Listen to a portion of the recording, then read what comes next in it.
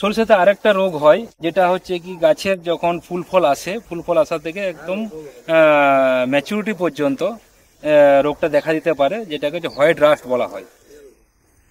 এই white rushed রোগটা গাছের উপরের অংশে মানে পাতা, কাণ্ড এবং ফুল সব কিছুতেই কিন্তু আক্রমণ লক্ষ্য করা যেতে পারে। এর লক্ষণটা কেমন?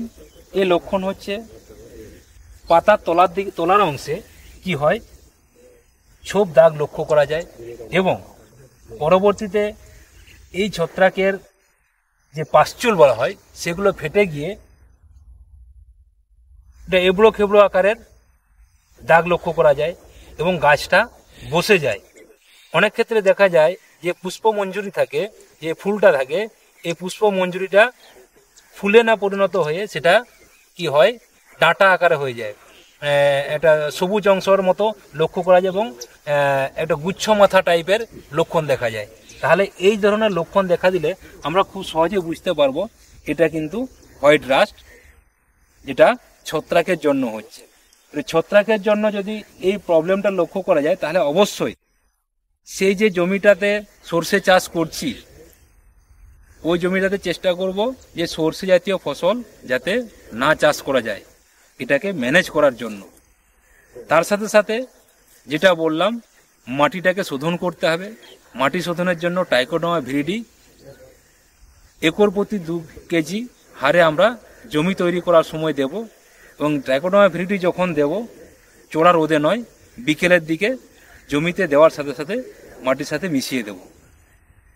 যদি জমিতে না দিতে পারি তখন কি করব, সেটা প্রতি লিটার জলে 5 গ্রাম হারে ট্রাইকোডার্মা ভিরিডি মিশিয়ে ফসলে প্রয়োগ করব। তাছাড়াও যে সমস্ত ছত্রাকনাশক বাজারে কিনতে পাওয়া যায়, যেটা হচ্ছে অ্যাজোক্সিস্ট্রোবিনের সাথে টেবুকোনাজোল 1.5 ml প্রতি লিটার জলের সাথে মিশিয়ে প্রয়োগ করতে পারি। এছাড়াও কিসক্সিমিথাইল নামে এক ধরনের ওষুধ আছে বা ছত্রাকনাশক আছে, সেটাকেও সুপারাইজ মাত্রায় আমরা প্রয়োগ করতে পারি।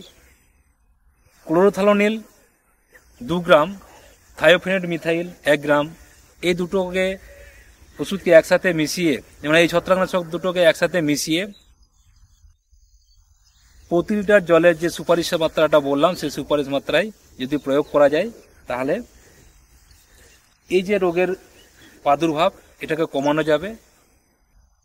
কৃষক তার নিজের যে উৎপাদন সেটাকে সুরক্ষিত করতে পারবে।